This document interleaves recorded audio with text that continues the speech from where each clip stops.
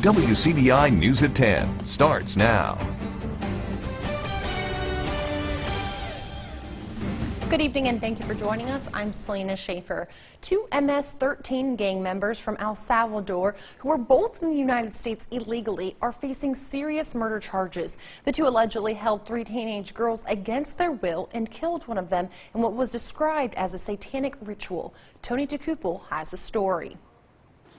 According to Houston police, the two young men shown here kidnapped, sexually assaulted, and shot a 15-year-old girl, sacrificing her in the name of Satan. I think they're just distraught that they've lost their daughter. In court Thursday, the accused killers smiled and waved for the cameras. From Texas to New York to Virginia, officers are dealing with a rash of murders attributed to a resurgent MS-13, a notoriously violent street gang.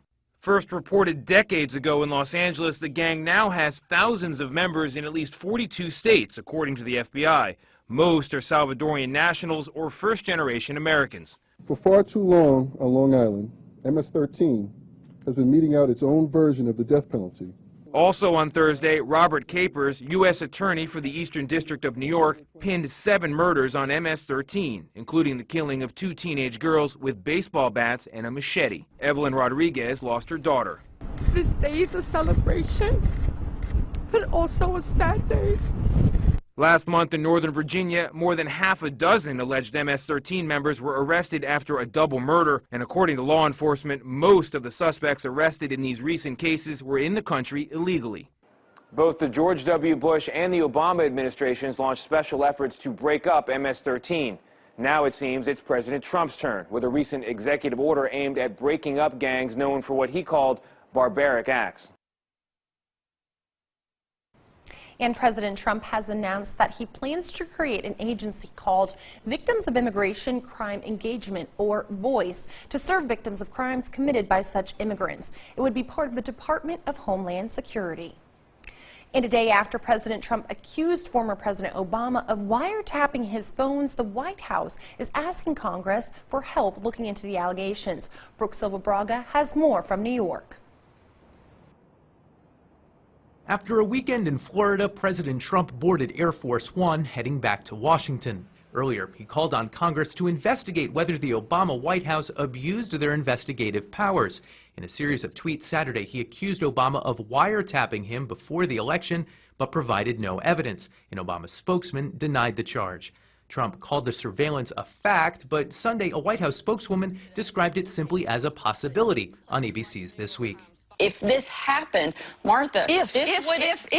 I agree. Why is the president saying it did happen? Look, I think he is going off of information that he's seen that has led him to believe that this is a very real potential. James Clapper, the director of national intelligence during the alleged surveillance, said if the FBI conducted such a wiretap, he would have known. For the part of the national security apparatus that I oversaw as DNI, there was no such wiretap activity. Democrats suggested Trump was trying to divert attention from questions about his campaign's contact with Russian officials. Well, the president, you know, is the deflector in chief. Anything to change the subject from where the heat is. Attorney General Jeff Sessions is expected to file amended congressional testimony Monday, acknowledging conversations with the Russian ambassador that he failed to disclose during his Senate confirmation. Brooke Silva Braga for CBS News, New York. Now, the New York Times reports that FBI Director James Comey has asked the Justice Department to publicly reject President Trump's claims about wiretapping. Comey reportedly said that the claims are false and could hurt the Bureau's credibility. Well, an internationally known group of individuals in Turkey are receiving worldwide recognition for their rescue efforts. Holly Williams visits Istanbul with the story. The White Helmets did what they always do on Monday, racing to the aftermath of a deadly airstrike to pull civilians and bodies from the rubble. Business as usual in the hellish chaos of Syria's civil war, where Syrian regime and Russian airstrikes destroy neighborhoods. In Hollywood on Sunday, the producer and director of the film, The White Helmets, accepted the award for Best Documentary Short. 3 of the film's cameramen are Syrians who risked their lives to capture images like these. 21-year-old Khalid Hatib is one of them. He planned to attend the Academy Awards, but was stopped from boarding the plane at the last minute. He says he still doesn't know why.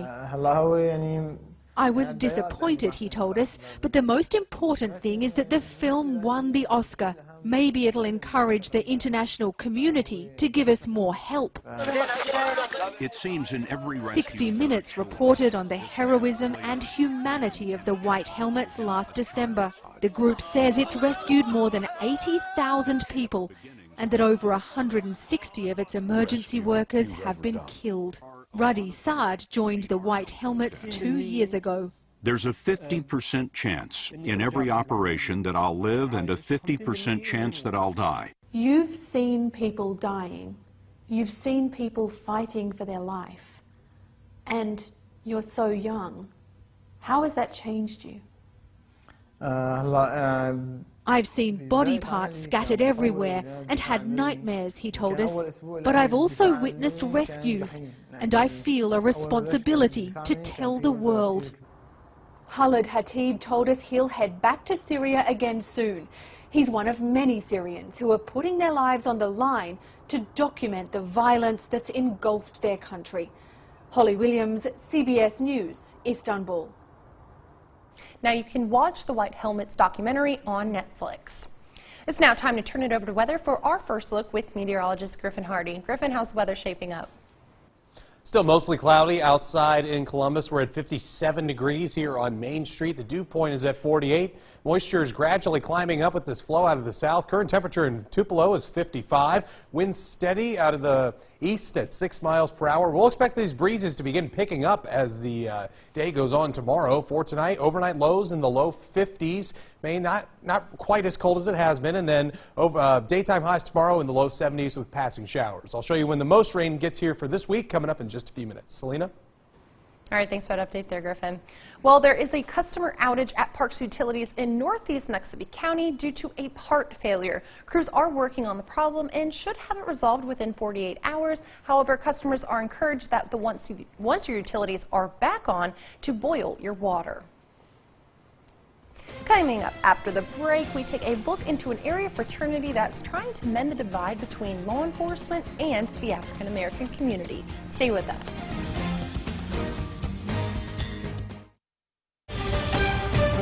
You're watching WCBI News at 10 with Selena Schaefer. Welcome back. For the past year, tensions between law enforcement and people of color have been high from cases of police brutality and protests across the nation. For residents here in the Golden Triangle, a national organization is trying to bridge that gap, and WCBI's Parker King tells us more about this organization and the event that they held. It's called Learn to Live. Just to bring the human aspect back to law enforcement. It's what the Kappa Alpha Psi fraternity has been doing to better educate citizens on how to better respond to encounters with police officers.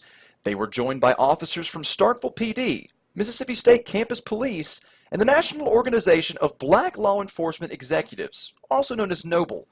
Their goals are to teach citizens of color law literacy, proper reaction to situations, and to humanize officers in the eyes of a diverse community. I hope they take a better sense of understanding of what law enforcement does and why they do it, and not to take offense to every little thing that happens. It's a safety thing. We have to focus on a lot of things, and at the end of the day, we have wives, families, and mothers that we want to go home and see the next day, the next morning. The crowd was divided into groups and exposed to multiple situations faced by police and citizens on a regular basis. You can have a gun in there.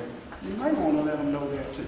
And people seem to be taking in what these organizations have to offer. I'm learning like they're more our friends than just enemies. Like they're not here to harass us. Like if you get to know them better, like you'll like them.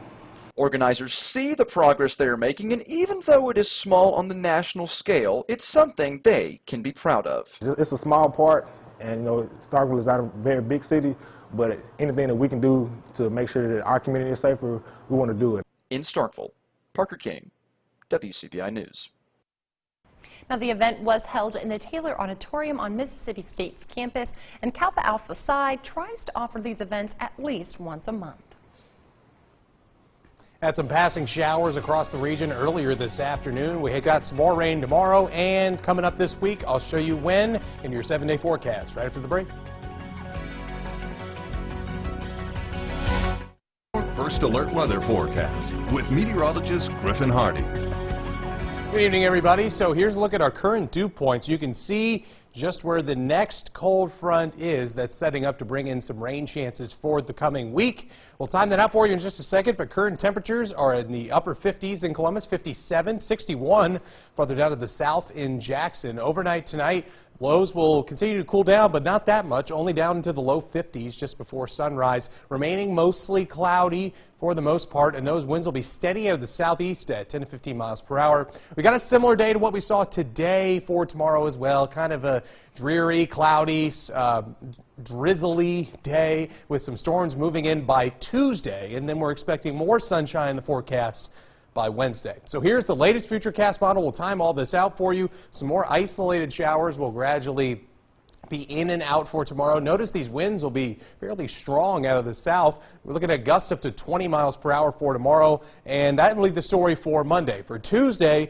these showers turn a little bit more numerous, and then we get some thunderstorms developing along our next cold front. It'll be stretching out from southwest to northeast, covering our entire viewing area. Definitely going to be seeing these thunderstorms. Right now, they look to be on the non-severe side, but we will be keeping an eye on this as the forecast continues to evolve. So for tomorrow, remaining mostly cloudy and temperatures in the upper 60s by lunchtime, and then only reaching daytime highs in the low 70s, so close to seasonal for this time of year. The Storm Prediction Center has us highlighted in a marginal risk for severe weather for Tuesday. That's a 1 out of 5. So that's something we're going to be watching here in your 7-day forecast. Going to be seeing that 100% chance of definitely going to be seeing thunderstorms, but a little bit of uncertainty on just how strong they'll be. They look to be on the weaker side, so we'll be watching that. And then some sunshine begins to return back into the region by Wednesday. Highs remaining in the low 70s, fairly comfortable for the week ahead. And then the sunshine stays through Thursday and Friday. And then there is some uncertainty as far as the weekend goes. Definitely, there's some good confidence that we'll be seeing some rain and maybe a few thunderstorms, but the timing and intensity on that is fairly uncertain at the moment. So we'll keep you updated on that as well. Selena? All right, the Bulldogs look to take down South Carolina for the SEC tournament crown. Highlights from the title game rematch next in sports. It's WCBI Sports with Tom Ebel. WCBI sports coverage of MSU women's basketball is brought to you by OCH Regional Medical Center, Advanced Medicine, Compassionate Care, and Visit Columbus, the city that has it all. Hail State hoops squaring off yet again with the South Carolina Gamecocks for a title. The Bulldogs haven't put up a W against South Carolina since 2010. Looking to break that trend and take home its first SEC championship in program history. Vic Schaefer getting the Bulldogs ready. Taking on South Carolina yet again. The Gamecocks have been the Bulldogs' kryptonite, and they got off to a quick start in this one. Asia Wilson, look at the spin move she puts on there. Two-time SEC Player of the Year, got off to a quick start. Gamecocks lead 10-2. Vic Schaefer let the Bulldogs know about it, and right after the timeout, came out with a different intensity. Brianna Richardson fighting inside, gets the hoop and the harm. Bulldogs would answer the Gamecocks with a run of their own. Here late in the first quarter, senior Dominique Dillingham, great defense there, comes up with the steal, gets it to Morgan William, puts on the Jets. She goes coast to coast for the bucket. Bulldogs answer with an 11-4 run on their own. Here's the sequence that basically describes the game. Last 10 seconds of the first half, Brianca Cuevas-Moore gets the 2, but then Morgan Williams, she gets the rock. She puts on the Jets. She puts up a floater right before the buzzer, and it's good. It's a 3-point game at halftime. Mississippi State keeping it close, and the third quarter was all Bulldogs. Thanks to 6th Woman of the Year, Tiara McCowan inside. Foul and one, bucket's good. She had a great third quarter, proved her value in this one, especially as that 6th woman role. Came off the bench, played great defense against Asia Wilson. Here she gets the 2. Mississippi State ends the third quarter on a 6-0 run. They're up 5 heading into the fourth. But the Gamecocks proved why they're a back-to-back SEC title champion. Asia Wilson gets inside with the and one bucket. It'd be all Gamecocks in the fourth quarter. Just under a minute to go. Alicia Gray, she's going to put on a dagger This one, talk about a shooter's roll. Gets off the front iron, it's good. South Carolina outscores State 19-4 in the fourth, wins its third consecutive SEC title. The Bulldogs went 0 for 15 from the three-point line. They'll look to be a locked-in 2 seed in the NCAA tournament. The women's tournament is now done. Now time to pivot our focus to the men. The stage is set for the SEC tournament in Nashville. We'll see if the Rebels or Bulldogs have a little bit of magic left in them. The Bulldogs tip off the tournament with a rematch of Saturday night's game against LSU. The tip-off with the Tigers is at 6 p.m. on Wednesday. The Bulldogs won Saturday 88-76. Also on Wednesday, 11 seed Auburn facing off against 14 seed Missouri. That game's important for Thursday. Mississippi State, if they win, they'll move on to face Alabama, who's the 5 seed, and then Ole Miss. They're the 6 seed with the first round bye. They'll take on the winner of Auburn and Missouri. The Rebels swept both of those teams twice during the regular season. The Rebels are so far projected to miss the NCAA tournament, but the Rebels could make some noise if they can run the table. Let's go over to the Diamond now. Speaking of Ole Miss, taking on the top-ranked team in college baseball, the TCU Horned Frogs. Got off to a tough start for Ole Miss in this one. They put down a run at Zach Humphrey. It's 3-0. Later on, Josh Watson hits one right through the line. This one will get bobbled by Blackman, brings in another run, 5-0 in the sixth. But Kobe Bortles puts on the rally caps. Look at this blast from Bortles. This one gets to the railroad track. Where is it? It gets lost in the stratosphere somewhere. It'd be 5-3, but that'd be enough. Or that'd be all for the Rebels. TCU goes on to win 5-3. Rebels swept by 3 top 25 teams in Houston. Then we'll go out west. Mississippi State taking on Oregon. Quack the Ducks. Got off to a quick start yet again. That was the theme for Oregon this weekend. There they lead 4-0. But the Dogs had a comeback in them. It's Elijah McNamee. Gets a hold of one to deep left. That would bring home 2 runs off the bases loaded. It's 4-3. Then in the 7th, Ryan Gridley shoots one through the gap. It's going to drop. There it is. Plunks right in the shallow outfield. Bulldogs scored 5 unanswered, but we'd go to extra innings. But the Quackers, the Ducks, come away with this victory. They get the walk-off single. They take the series with the 6-5 win. Coming up next in sports, it's the Final Four for the Mississippi High School State Playoffs. We've got schedule and times, all that action next in sports.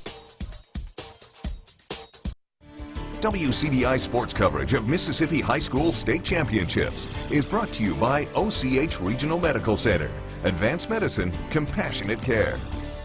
Final Four is set in the MHSAA Boys and Girls State Basketball Playoffs. 14 teams from our viewing areas will look to punch a ticket to the state title starting tomorrow. We'll start with 6A, Olive Branch. Mississippi State signee Maya Taylor looking for a title run. They go up against Jim Hill. But then the story, Starkville, 30-0. They're rolling into the semis. They face a tough Biloxi team that just took down Tupelo. They'll look to stay undefeated at that. And then we'll take a look at 5A, the Rally Caps from West Point, the Lady Green Wave, looking to keep it rolling, taking on a very good Ridgeland team that defeated New Hope by over 20 a couple weeks ago. So West Point's in for a challenge coming up on March 8th. And then the boys, Jarkel Joyner, looking to lead Oxford to another title, facing off against a very good Laurel team, so a tough challenge for Jarkel and the boys from Oxford. And then to 4A, Ripley Party. We've got a possible Ripley Party on the horizon. Girls and boys in some action coming up on tomorrow. We'll have these highlights coming up tomorrow night. Girls taking on Northeast Jones, boys taking on Leake Central, and then the Shannon Red Raiders taking on Raymond, and then Lafayette Lady Doors taking on West Lauderdale. Every single matchup in the 4A semis has an area team, so party for us.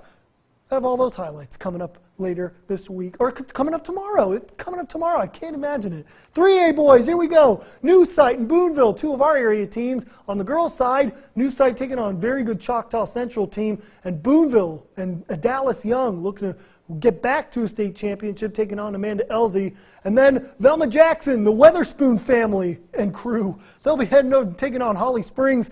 Velma Jackson has Quindary Weatherspoon's brother, Nick Weatherspoon, who's a Mississippi State signee, as well as younger brother Brandon. So the whole Weatherspoon clan down in Velma Jackson looking to bring some more titles home. And then we'll go to 2A. Ingomar, they're going to look to keep their back-to-back title streak rolling. They were going up against Leland. And then the boys' side, some fun for us. 2 area teams, Felix Hayes and Baldwin going up against West Tallahatchie. And then the Okolona, the Chieftains, they're absolutely on fire right now. They've won 29 straight games since their Game 1 of the season loss to Tupelo. Okolona hasn't lost since Game 1 of the regular season. They'll go up against Coahoma County. And then 1A, this is coming up tomorrow as well. We'll have all these highlights. Them and 4A, they're coming up tomorrow on WCBI Sports. Could be a Pine Grove party with the girls and boys both in semis. And then Pine Grove the girls looking to beat Durant. And then Lee County versus Shaw. They're pretty happy for both of those schools. They both have a possible shot of getting in. And then Holka, they're also facing off against Pine Grove. Holka looking to maybe stop that Pine Grove party from a state championship run. So we'll have all those highlights. Of course, 1A and 4A, those highlights are coming up tomorrow on WCBI Sports. We'll have all the highlights from all our area teams coming up Monday through Wednesday. Make sure you tune in. It's going to be some really good action. Hope to see some of our area teams competing for a state title. That'll do it for your sports. We'll have a last look at weather coming up after the break.